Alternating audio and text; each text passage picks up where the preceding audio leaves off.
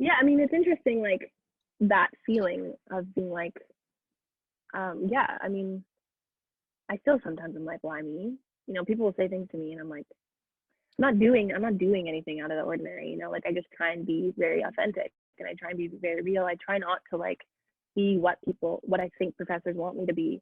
And, you know, like sometimes I struggled with that growing up. Like, I mean, I had professors, like teachers making me feel like I was dumb, like, because I wasn't reading at the same level or I wasn't doing math, like school. And like, it's so toxic. It can be so damaging to people's ideas of intelligence and how they value themselves. And I was lucky enough that like my parents, especially my mom, like stood hard by me and were like, I'm not going to let people make you feel stupid because you're not. Like you just learn differently, and the things that you care about, they're not going to teach you in elementary and high school. Like, and it was like once I got to this place in social work, and I was like, oh, I am a smart person. I have this. I can do this because this is what I actually feel. And you know, like I think it's as I'm going through it, like it's still sometimes I'll be like, holy, like I said, like having that meeting with these two women, knowing, and then Suanna sort of telling me how intense it was and how special it was. Part of me is just like, what, like it's a lot of accountability, you know, to be like someone to say this to you, like they're like, oh, you like that was really amazing that they did that. Like you should be very proud. And I was just like, but I didn't do anything. Like I'm still just trying to figure it out, you know, like.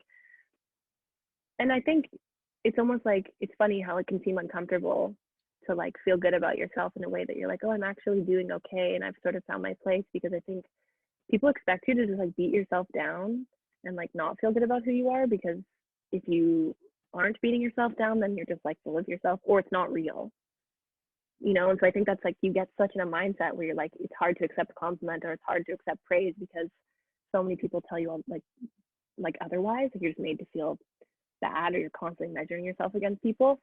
So I'm really just trying to like place myself in who I am and feel comfortable and be able to like understand, you know, to be humble about it though, and understand that I still have so much to learn, especially in social work, especially with Indigenous peoples, and but just to feel confident about like sort of what we've been talking about, just like it's an embodiment, it's an identity, and if that's true and if that's real, then like I'll be okay and I'll be well, and I just have to sort of trust.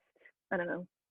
I definitely love like reading tarot and you know, like just trusting the universe. You know, like if I just put out my love laser beams out into the world, the world will take care of me, and you know, everyone around me will be okay. And yeah, it's a little witchy, but That's a very good philosophy to have. yeah. Do you ever do you ever get the inkling of imposter syndrome? What is that? I feel So like I know what that is, but I kind of want to just clarify. yeah, sure. So imposter syndrome is when you feel that you're in a place that you shouldn't be. So lots of people experience this coming out of university when they start getting into jobs, and especially more significant to themselves jobs where they understand that they're maybe not qualified, because that's something that tends to happen out of university is you're likely not qualified in your personal perspective of the thing that you're doing because you don't have experience in it. So you get thrown into this realm of things that you don't understand or don't know as well as you potentially could. And you see a bunch of people around you that do have experience, so they do understand what's going on. And in that sense, you feel a little bit about you feel a little bit like an imposter. And I think that's definitely something that happens to lots of people, myself included. I definitely felt like an imposter my last semester of school because I almost failed out in my first year, and then in my final year I made the dean's list, taking 6 classes per semester and doing a bunch of volunteering and playing sports. And I remember one of my friends, Bird, Kyle, he was Mm-hmm. my roommate in the summer, and we were talking about school, and he said to me, yeah, you and I are totally we're really leading the way for the older guys in academics on the volleyball team. And I Mm-hmm. was totally taken aback by it. I had no idea what he was talking about because I still felt like I was nearly failing out, but it turned out that I wasn't. So I always carried that with me, a little bit of the And you imposter feel of like intelligence. that was when you felt it the most, was in the last semester? I think it was just always something that I carried since I was a young a Mm-hmm. young little gaffer, a kiddo. I remember getting Mm-hmm. diagnosed with a learning disability when I was young, and Mm-hmm. my dad made sure that I didn't go on medication, which I thank God every day for him for doing that. Mm-hmm. But yeah, that was something that I always kind of carried with me. So anytime I'm complimented for anything, I mostly feel like an imposter. That's I mean that's kind of what I mean about like people putting pressures on what is considered intelligence and what is valued, right? And I think it creates people who doubt themselves or feel like that's not the right place, or I think. So you were asking if I felt that at any point? Well, it sounds like a very emotional and spiritual experience going through, especially going into Indigenous studies and doing research in the realm of Mm-hmm. Indigenous populations. That was something that Yeah. I did resiliency research, not research, but I did a resiliency class over the summer. And the main two groups that I looked into were Black youth in the United States and then Indigenous populations in Canada. And Oh, something cool. that I found was there was a lack of research, and I narrowed that down to a mistrust between the, you could call it the colonial way of learning, and bands having a negative experience with the scientific method, and having people Mm-hmm. like having people come in from post-secondary institutions and wanting to know everything about the band and just trying to get in right away without really being initiated or anything. And it sounds Oh like yeah, absolutely. you've definitely been initiated more than most people would Mm-hmm. ever hope to be initiated into something like that. And I mean, I think that's something that I'm still trying to catch up with. Mm-hmm. Like that.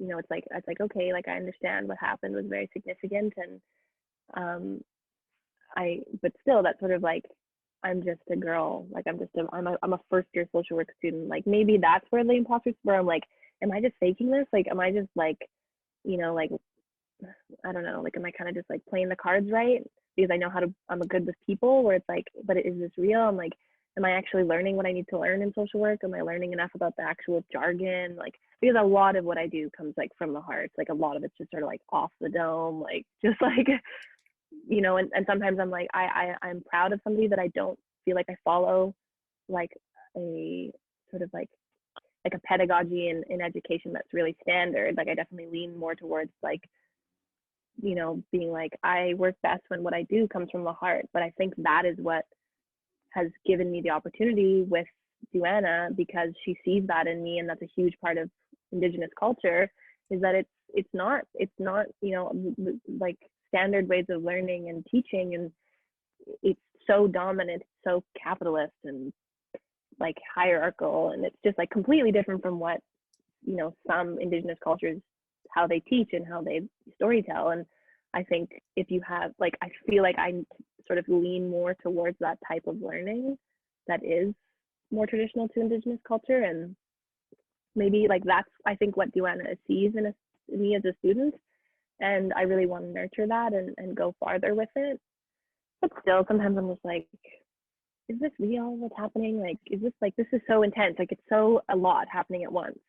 And it's like, I have this feeling of like, I was saying this to my mom after she offered me the Praxis, I was just like, it was a crazy day. It was like, I seriously felt like I was out of body the whole day. I like called my parents and they were so happy. Like, it was a huge moment for them too, because like Duana like complimented my parents. She was like, you must have the most incredible family. Like, for you to be this woman, like who are your parents? Like I was like, and telling them that was huge for my mom too, especially who fought for me for my all of like elementary school and high school to like not let teachers make me feel inadequate. For her to like sort of see that I'd finally gotten to this place where a teacher was like, this is amazing in you, that this is how you learn and this is how you connect and are relational with people. And I remember telling my mom, I was like, I feel like my future, it's like weird. It's weird because I feel like I'm in my future and it's happening like in front of me. It's like evolving in this way that it had never had before. And yeah, it's crazy, and I mean, that was only a few months ago. Like this is still pretty fresh in my brain, and yeah, I feel like I think this is the first time in my life where I'm not really experiencing imposter syndrome. Like I'm actually really like, this is who I am, and I'm trying to embody it in all different aspects of my life too. Like, yeah, trying to be in control of who I am and my personality, and not being sorry, and not trying to just like being like, it's okay that you're who you are and I am who I am. We can still know each other and connect, but like be proud of who you are, and find people who make you feel good about that and surround yourself with them. And yeah.